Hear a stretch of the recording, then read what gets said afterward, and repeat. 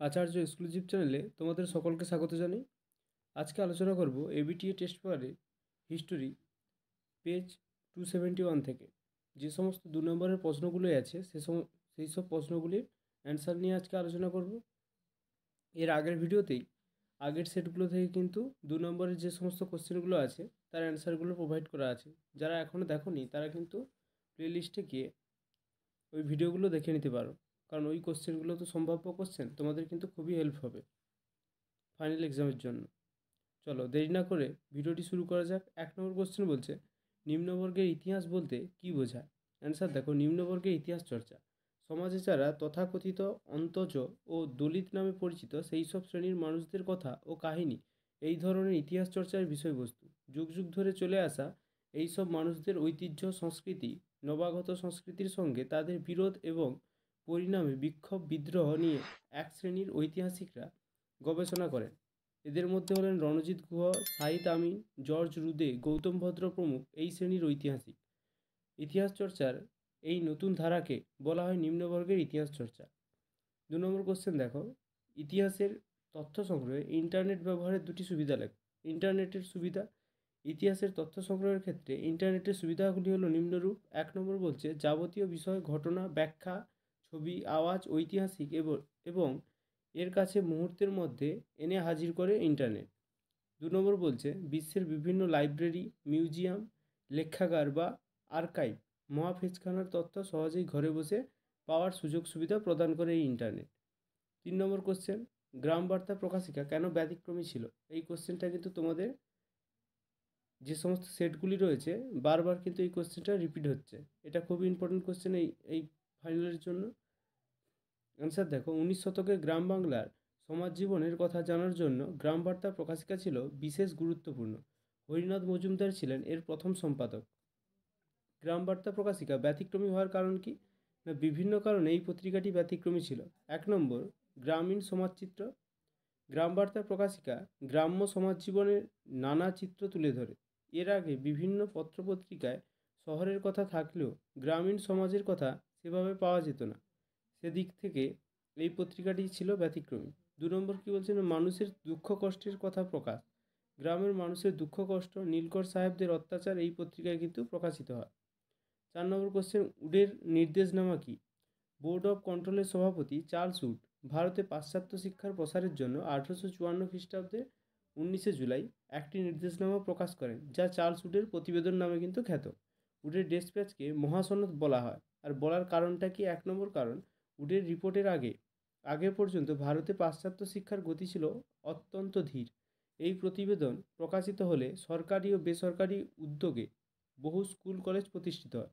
2 নম্বর কি? না, কলকাতা, বোম্বাই ও মাদ্রাজে 3টি বিশ্ববিদ্যালয় প্রতিষ্ঠিত হয়। ভারতীয় শিক্ষার ইতিহাসে এটি ছিল একটি উল্লেখযোগ্য ঘটনা। তাই ইংল্যান্ডের ম্যাগনা কার্টা বা মহাসনদের অনুকরণে উডের ডেসপ্যাচকে মহাসনদ বা ম্যাগনা কার্টা বলা হয়। এই কোশ্চেনটাও কিন্তু 2-3টে সেটে কিন্তু রিপিট হয়েছে। 5 নম্বর কোশ্চেন দেখো, পাইকান জমি কি? পাইকান জমি জানতে হলে আগে পাইক কাদের বলে সেটা জানতে হবে। চুয়াডরা মূলত মেদিনীপুর, বাঁকুড়া ও ধোলভূম অঞ্চল নিয়ে গঠিত দক্ষিণ পশ্চিম বাংলার জঙ্গলমহল বনাঞ্চলের অধিবাসী। কৃষিকাজ ও পশু শিকারের পাশাপাশি এরা স্থানীয় জমিদারদের অধীনে সৈনিক বা পাইকের কাজ করত বলে এদের পাইক বলা হতো। এবার পাইকান জমিটা কি? না, জমিদারদের অধীনে যারা সৈনিকের কাজ বা পাইক বরকন্দাজের কাজ করত তাদেরকে যে জমিদারেরা নিঃশুল্কে ভোগ দখলের জন্য দিতেন সেই জমিগুলিকে বলা হতো পাইকান জমি। 6 নম্বর কোশ্চেন কী বলছে, দেবী সিং কে ছিলেন? না, পশ্চিম ভারতের পানিপথের কাছে এক গ্রামের বৈশ্য সম্প্রদায়ের অন্তর্গত ব্যবসায়ী ছিলেন দেবী সিংহ। সে সময়কার বাংলার গভর্নর ওয়ারেন হেস্টিংস তাকে দিনাজপুরের নাবালক রাজা রাধানাথ সিংহের দেওয়ান পদ দেন। দেবী সিংহ বাৎসরিক 16 লক্ষ টাকা রাজস্ব প্রদানের শর্তে দিনাজপুর, রংপুর ও এদ্রাকপুর পরগনার ইজারাদার দায়িত্ব নেন। 7 নম্বর কোশ্চেন দেখো, ভারত সভার প্রতিষ্ঠার উদ্দেশ্য কী ছিল? 19 শতকে গড়ে ওঠা রাজনৈতিক সভাগুলির মধ্যে ভারত সভা ছিল কিন্তু বিশেষ গুরুত্বপূর্ণ। এই ভারত সভাটাও খুব ইম্পর্টেন্ট আছে। ভারত সভা প্রতিষ্ঠার উদ্দেশ্য এবং গুরুত্ব, এই কোশ্চেনটা কিন্তু বারবার রিপিট হচ্ছে। উদ্দেশ্য কি? না, 1 নম্বর উদ্দেশ্য দেখো, দেশে জনমত গঠন করা। 2 নম্বর ভারতের বিভিন্ন অঞ্চলের অধিবাসীদের ঐক্যবদ্ধ করা। 3 নম্বর হিন্দু মুসলমানের মৈত্রীর প্রসার ঘটানো। 4 নম্বর রাজনৈতিক আন্দোলনে অশিক্ষিত মানুষদের যোগদানের ব্যবস্থা করা প্রভৃতি। 8 নম্বর কোশ্চেন, ভারত মাতার ছবি কেন তাৎপর্যপূর্ণ? ভূমিকা দেখো, অবনীন্দ্রনাথ ঠাকুর ছিলেন একজন বিখ্যাত চিত্রশিল্পী। তার আঁকা বিখ্যাত চিত্র হলো ভারত মাতা।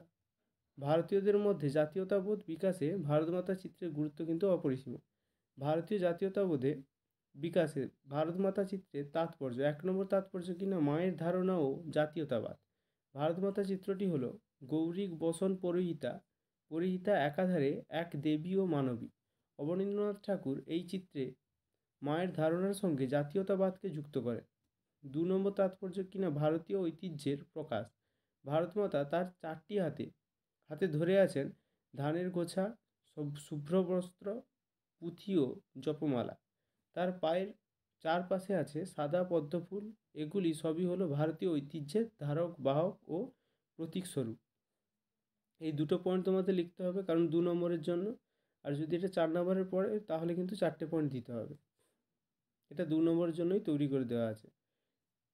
10 নম্বর কোশ্চেনটা দেখো, জাতীয় শিক্ষা পরিষদ প্রতিষ্ঠার উদ্দেশ্য বা লক্ষ্য কী ছিল? এই কোশ্চেনটাও কিন্তু বারবার রিপিট হয়েছে। এই কোশ্চেনটাও ভালো করে দেখবে। বাংলাতেই প্রথম পাশ্চাত্য শিক্ষা ব্যবস্থা চালু হয় এবং এই শিক্ষার ত্রুটি সংশোধনের জন্য জাতীয় শিক্ষা পরিষদ গড়ে ওঠে। জাতীয় শিক্ষা পরিষদ গড়ে ওঠার কারণ কি? না, এই স্বদেশিয়ানা, বঙ্গভঙ্গ বিরোধী স্বদেশী আন্দোলনে সমগ্র আত্মশক্তি বিকাশের ওপর জোর দেওয়া হয়। জাতীয় শিক্ষা পরিষদ গঠন ছিল তারই অঙ্গ। ঔপনিবেশিক শিক্ষার বিকল্প। ঔপনিবেশিক শিক্ষা ব্যবস্থার ত্রুটি দূর করে জাতীয় আদর্শের শিক্ষা ব্যবস্থা গড়ে তোলার চেষ্টা করা হয় এই জাতীয় শিক্ষা পরিষদের মাধ্যমে। 3 নম্বর দেখো, স্বীকৃতি। এটা 3 নম্বর পয়েন্ট হবে। ইংরেজ সরকার বিশ্ববিদ্যালয়ে আইন পাস করে বেসরকারি কলেজগুলির স্বীকৃতি বাতিল করে। এই সমস্ত কারণে স্বদেশী নেতৃত্ব বিকল্প শিক্ষার লক্ষ্যে 1906 খ্রিস্টাব্দের 11ই মার্চ প্রতিষ্ঠা করে জাতীয় শিক্ষা পরিষদ। আর একটা কথা, তোমরা কিন্তু এরকম ইম্পর্টেন্ট কোশ্চেনগুলো পাওয়ার জন্য অবশ্যই চ্যানেলটিকে সাবস্ক্রাইব করবে, কারণ পরবর্তী যে সমস্ত 2 নম্বরের কোশ্চেনগুলো আছে তার অ্যান্সারগুলো কিন্তু আমি পরের ভিডিওতে আপলোড করব। আর এখনও পর্যন্ত যারা আগের ভিডিওগুলি দেখোনি, যেমন 252 পেজ এবং 93 পেজ, 120 পেজ, এরকম পেজ নাম্বারগুলো যেগুলো ছিল 2 নম্বরের কোশ্চেনগুলো হিস্ট্রি থেকে, সেগুলো কিন্তু আপলোড করা আছে। অবশ্যই চ্যানেলে গিয়ে কিন্তু দেখে নেবে, কারণ তোমাদের এবিটিএ টেস্ট পেপার থেকে 7টা থেকে 8টা সেট অবশ্যই তোমাদের কিন্তু পুরোপুরি কমপ্লিট করতে হবে। কারণ 7টা থেকে 8টা সেট না কোশ্চেন কমপ্লিট করলে তোমরা কিন্তু বুঝতে পারবে না যে কোশ্চেনের ধাঁচটা কেমন এবং কোথা থেকে কোশ্চেনগুলো বারবার রিপিট করা হচ্ছে। আর পর্ষদের টেস্ট পেপার তো কিছুদিনের মধ্যেই পেয়ে যাবে। 11 নম্বর কোশ্চেন দেখো, বারদৌলি সত্যাগ্রহ আন্দোলন কেন শুরু হয়? 1928 খ্রিস্টাব্দে গুজরাটের সুরাট জেলার বারদৌলি তালুকে অহিংস পথে সত্যাগ্রহ আন্দোলনের উপর ভিত্তি করে সর্দার বল্লভভাই প্যাটেলের সুযোগ্য নেতৃত্বে খাজনা বা রাজস্ব বন্ধ সংক্রান্ত যে আন্দোলন সংগঠিত হয় তা কিন্তু বারদৌলি সত্যাগ্রহ নামে পরিচিত। বারদৌলি সত্যাগ্রহ শুরু হওয়ার কারণ কী ছিল? বারদৌলি তালুকে মোট 137টি গ্রাম ছিল। জনসংখ্যা ছিল প্রায় 87,000 জন। এখানকার অধিবাসী কুনবিরা ছিল জমির মালিক, আর কালীপরা যারা বংশ পরম্পরায় ক্ষেত মজুর ছিল, তারা ছিল স্থানীয় জনসংখ্যার প্রায় 60%। 12 নম্বর কোশ্চেন দেখো, মানবেন্দ্রনাথ রায় স্মরণীয় কেন? মানবেন্দ্রনাথ রায় ভারতে সাম্যবাদী আন্দোলনের জনক ছিলেন মানবেন্দ্রনাথ ভট্টাচার্য, ওরফে হচ্ছে মানবেন্দ্রনাথ রায়। এই দ্বিতীয় নামেই তিনি অধিক পরিচিত ছিলেন। প্রথমে মানবেন্দ্রনাথ পূর্ব বাংলার অনুশীলন দলের সঙ্গে যুক্ত ছিলেন। 1915 খ্রিস্টাব্দে তিনি অস্ত্র সংগ্রহের উদ্দেশ্যে ভারত ছেড়ে জার্মানিতে যান। বিভিন্ন দেশ ঘুরতে ঘুরতে অবশেষে তিনি আমেরিকা যুক্তরাষ্ট্রে আসেন এবং সেখানে তাকে গ্রেপ্তার করা হয়। এখানেই মানবেন্দ্রনাথ নাম গ্রহণ করেন। এরপর তিনি আমেরিকা থেকে পালিয়ে মেক্সিকোতে যান এবং সেখানেই তিনি মার্ক্সবাদে দীক্ষিত হন। 1920 খ্রিস্টাব্দের অক্টোবর মাসে মানবেন্দ্রনাথ রায়, অবনী মুখার্জি, মোহাম্মদ আলী প্রমুখের সহায়তায় রাশিয়ার তাশকন্দে ভারতের কমিউনিস্ট পার্টি প্রতিষ্ঠিত হয়। রেডিক্যাল ডেমোক্র্যাটিক পার্টির প্রতিষ্ঠাতাও ছিলেন তিনি। ভারতের কমিউনিস্ট ভাবধারা প্রচার এবং গোড়ার দিকে কমিউনিস্ট আন্দোলনের নীতি পদ্ধতি নির্দিষ্ট করে দিয়েছিলেন মানবেন্দ্রনাথ রায়। কৃষক ও শ্রমিক শ্রেণীর স্বার্থ রক্ষার আন্দোলনে তাই তার অবদান অনস্বীকার্য। জনক ছিলেন নরেন্দ্রনাথ ভট্টাচার্য ওরফে মানবেন্দ্রনাথ রায়। 13 নম্বর কোশ্চেন দেখো, আইন অমান্য আন্দোলনে বাংলার নারীদের কর্মসূচি কী ছিল? গান্ধীজির নেতৃত্বে পরিচালিত দ্বিতীয় সর্বভারতীয় গণ আন্দোলন ছিল আইন অমান্য আন্দোলন। বাংলার নারী সমাজ এই আন্দোলনে বিশিষ্ট ভূমিকা পালন করেছিল। আইন অমান্য আন্দোলনে অংশগ্রহণকারী নারীদের কর্মসূচি। 1 নম্বর দেখো, গান্ধীজি 1930 খ্রিস্টাব্দে ডান্ডিতে লবণ আইন ভঙ্গ করলে হাজার হাজার নারী নিজের হাতে লবণ তৈরি করে আইন অমান্য করেন। 2 নম্বর কি বলছে না, বাংলার নারী সমাজ এক সময় পথসভা ও বিদেশি পণ্য বয়কট আন্দোলনের কর্মসূচিও গ্রহণ করে। 3 নম্বর পয়েন্টে বলছে, দেশের বিভিন্ন জায়গায় একাধিক সভা সমাবেশ ও মিছিলে তারা অংশগ্রহণ করেন। 14 নম্বর কোশ্চেন, বীণা দাস বিখ্যাত কেন?